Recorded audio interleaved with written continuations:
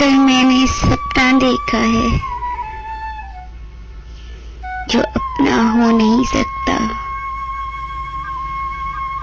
उस शख्स को अपना देखा है। वो शख्स जिसकी खातिर हम इस देश फिरे उस देश फिरे,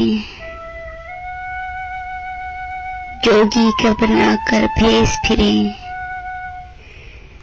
चाहत के निराले गीत लिखे,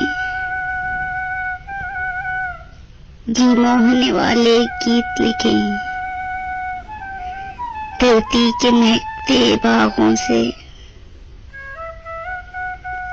कलियों की झोली भर लाएं।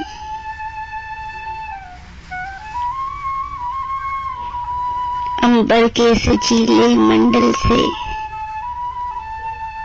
तारों की ढोली भर लाएं। हाँ, किसके लिए? सब उसके लिए, वो जिसके लपटे हैं, वो जिसके नैना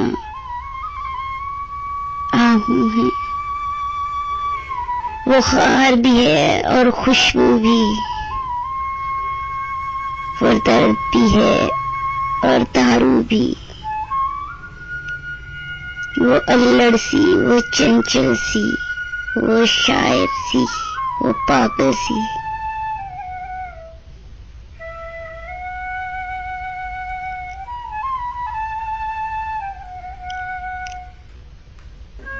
लोग आप समझ जाएं, हम नाम न उसका बतलाएं।